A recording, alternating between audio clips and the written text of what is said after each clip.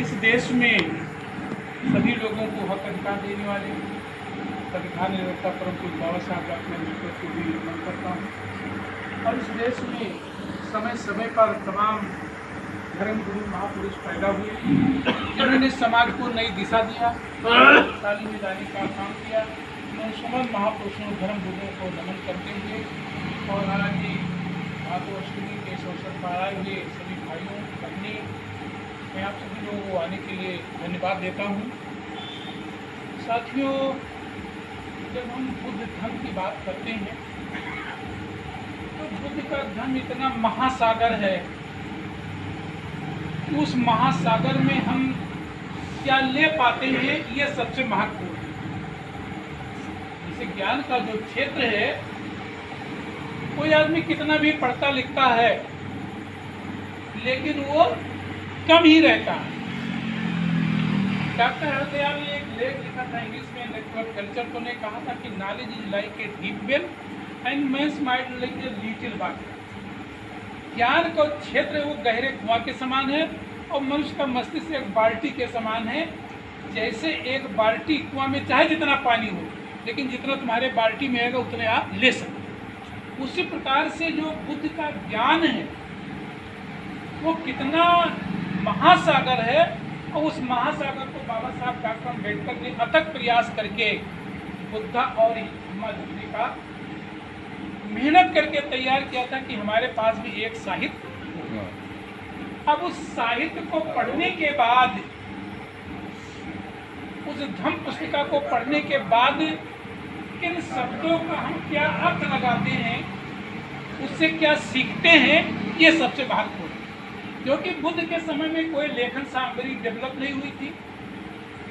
बाद में जब बौद्ध संगीतियाँ हुई, जब लेखन सामग्री कुछ विकसित हुआ तो कुछ लिखने पढ़ने का काम हुआ। जो बुद्ध की वाणी है, अभी जैसे यहाँ है पाप और पुण्य, बुद्ध ने न कभी पाप की बात कही, न उन्होंने पुण्य की बात कही। धम्म पद में जो सब प्रचलित है, सब पाप अकरणम, कुशलस उपसंपदा, सचित प्रियोदपना, वेदान उदाहरण, सभी प्रकार के आकुशल कर्म करना। अब आकुशल कर्म क्या है? जिस काम को करने से कोई फायदा न हो, अपना भी हित न हो, दूसरे का भी हित न हो, वही आकुशल कर्म। और उसी आकुशल कर्म को जो बाबा साहब डॉक्टर अम्बेडकर ने अपनी राइटिंग में किताब लिखी सिन, और उसी सिन को जो लोगों ने ट्रांसलेशन किया उसको पाप कह दिया गया। तो साथियों, अकुशल कर्म, जितना भी अकुशल कर्म है वो दुख देने वाला है, चाहे आप अपने लिए करोगे और चाहे दूसरे लिए करोगे। सब पाप अकरणम कुशल सुसंपदा, अच्छे काम करना। जब अच्छा काम आप करते हो तो आप भी सुखी होते हो और दूसरे लोग सुखी होते हैं। और जब सचित प्रियोदपन, जब हम अपने हृदय को शुद्ध रखते हैं, तब ये मान करके चलो कि यही बुद्धों का आदेश, यही बुद्धों का संदेश है। अब मूल्यांकन हमें करना है कि हम कितने बड़े विद्वान हैं और कितने बड़े विद्वान नहीं हैं। बुद्ध से हमने क्या सीखा? साथियों, पूरा बुद्ध का धम्मा पढ़ने के बाद बुद्ध ने जो उस किताब को, अगर हम बाबा साहब के लिखित पवित्र ग्रंथ को आत्मसात करते हैं, तो बुद्ध ने जो छूट दिया, जैसे जब कश्यप ने भगवान से पूछा, महाकश्यप ने बोध गया में, कि तुम वही बुद्ध हो जो कहते दुनिया में भगवान नहीं है? तो बुद्ध ने कहा, मैं ये नहीं कहता कि भगवान नहीं, मैं ये भी नहीं कहता कि भगवान है, मैं ये भी नहीं कहता हूँ कि भगवान नहीं है, और मैं ये भी नहीं कहता कि भगवान है। तो क्या कहते हो?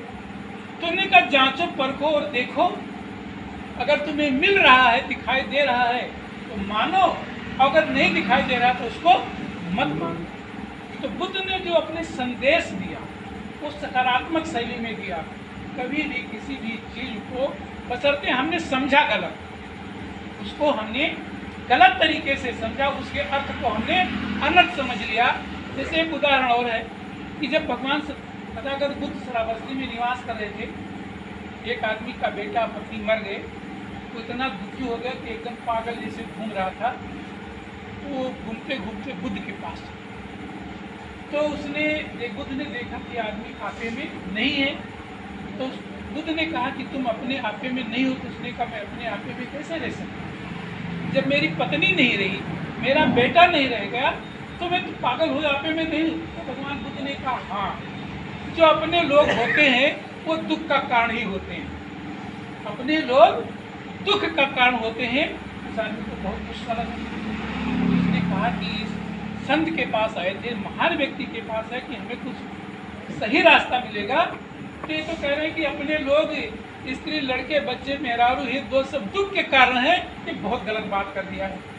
थोड़ी दूर पर और गए तो कुछ जुआड़ी खेल रहे थे। उन्होंने कहा भैया देखो, आपने कहा वहाँ बुद्ध के पास चले जाओ, तो उन्होंने ऐसी बात कर दिया कि अपने लोग दुख का कारण होते हैं। ये बात फैलते फैलते राजा प्रसेनजीत के पास पहुंची। प्रसेनजीत जब अपने रनिवास में आए तो अपनी रानी से कहा कि देखो तुम्हारा बुद्ध जो है कैसा व्यक्ति है, जो कहता कि अपने लोग दुख का कारण होते हैं।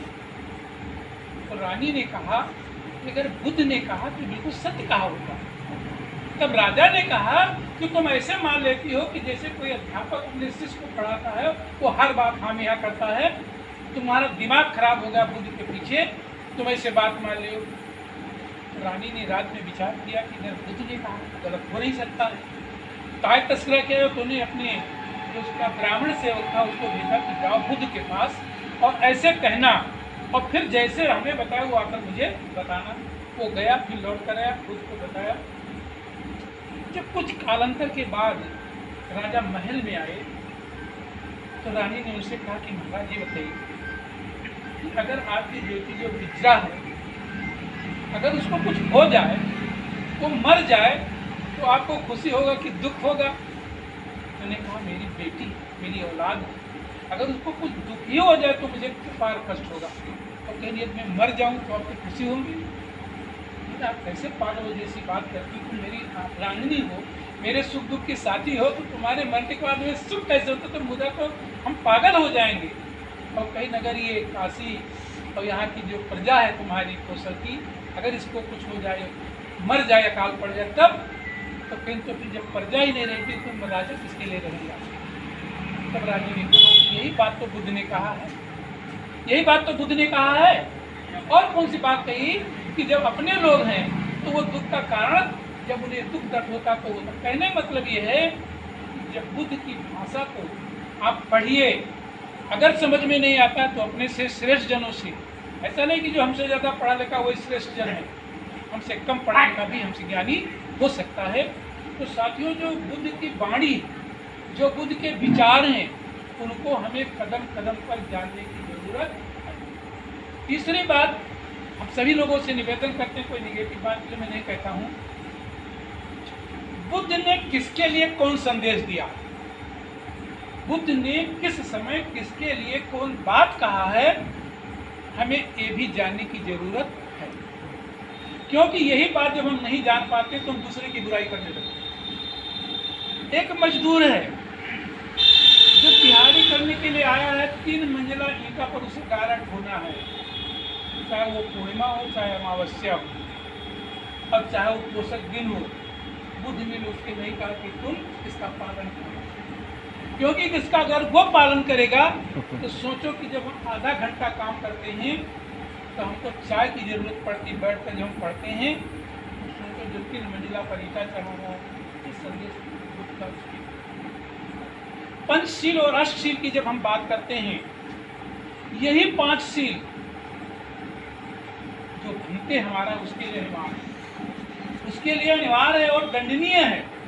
यही 5 शील एक गृहस्थ के लिए अनिवार्य है, उसके स्वेच्छा पर निर्भर है कि कोशिश करें कि 100% वो बुद्ध के इन 5 शीलों का पालन करें। रही बात साथियों अष्टशील की, तो अष्टशील की जो बात करते हैं वो बुद्ध ने कभी गृहस्थों के लिए नहीं चर्चा किया। क्यों? क्योंकि जब बुद्ध के संदेश से महाराजा अजातशत्रु ने जब भगवान बुद्ध का धर्म ग्रहण कर लिया तो उसकी सेनाएं बुद्ध के धर्म में जाने लगी। राज में अराजकता पैदा होने लगा, हो हल्ला मचने लगा।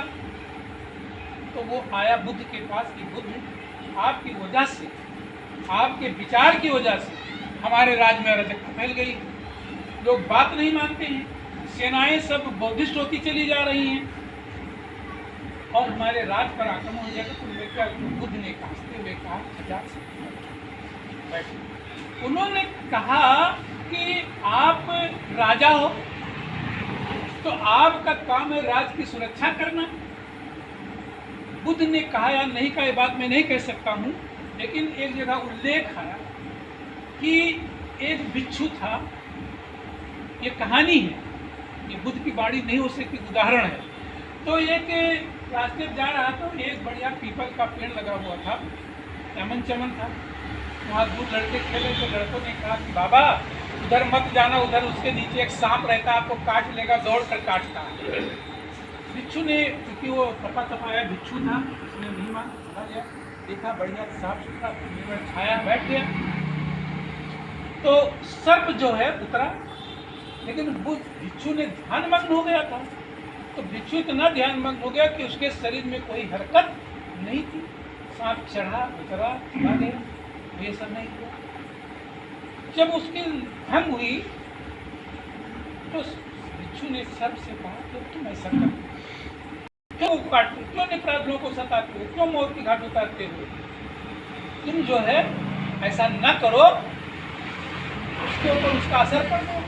जब असर पड़ गया तो उसने उस दिन से काटना पुकारना बंद कर दिया। तो लड़के को कोई पूछ पकड़ के घुमाए दे, कोई लात दे दे, कोई कुछ कर दे। एक सप्ताह बाद जब बिच्छू लौटा, देखा कि सब जो करा है।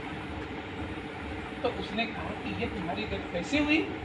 कहीं ये गत हमारी आपकी वजह से हुई है, ना आप हमें शिक्षा देते तो हमारी ये दुर्दशा होती। तो बुद्ध ने कहा तुमने भूल की है, तुम सर्प हो, तुमने अपना सर्प स्वभाव क्यों छोड़ दिया, फुकारना और डरवाना क्यों छोड़ दिया?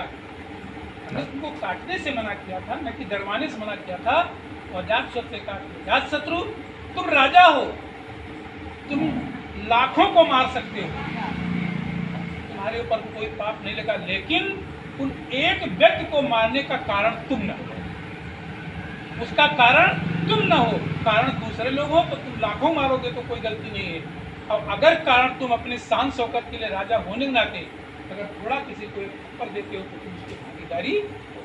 तो साथियों, बुद्ध को समझने के लिए हमें कदम कदम पर स्टडी की जरूरत है, जानने की जरूरत है और सदैव समय वाणी प्रयोग करने की जरूरत है। हम बात तो पंचशील की करते हैं, लेकिन क्या हम मूल्यांकन सवेरे से शाम तक करते हैं कि हम कितना समय वाणी प्रयोग करते हैं अपने परिवार में, अपने बच्चों के साथ, अपने हित मित्रों के साथ, अपने समाज के साथ हम कितना अच्छा बर्ताव करते हैं, कितना ही उनके लिए अच्छी वाणी बोलते हैं।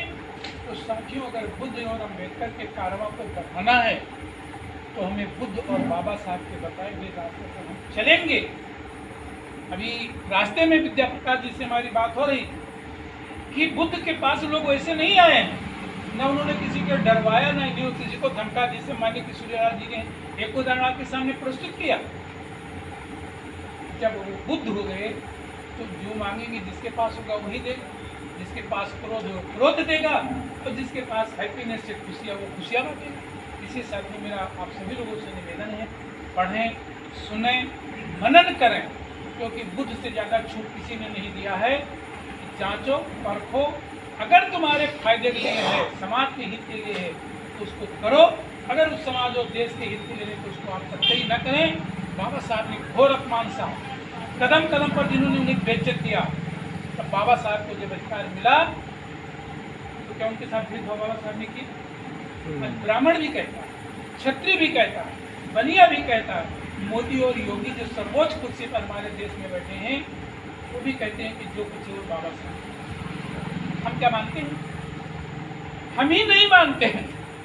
सबसे ज़्यादा लाभ हम ही को मिला है, क्योंकि जब पहली बार 2014 में प्राइम मिनिस्टर मोदी जी बने तो जैसे पार्लियामेंट गए तो उन्होंने कहा आज मैं बाबा साहब की वजह से प्रधानमंत्री। तो लोगों ने क्या कहा कि नाटक कर।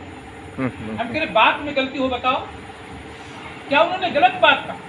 कि भारत की पुरानी व्यवस्था के अनुसार जो आदमी समाज के सामने खड़ा नहीं हो सकता है, आज जो सर्वोच्च कुर्सी पर बैठे हैं, पूजनीय हैं, देश सम्मान करता है पूरा विश्व, किसके बदौलत? बाबा साहब डॉक्टर के संविधान के बदौलत। हम कितना संविधान को मानते हैं, हम कितना अपने समाज के बेहतरीन काम करते हैं। साथियों, यही महत्वपूर्ण है।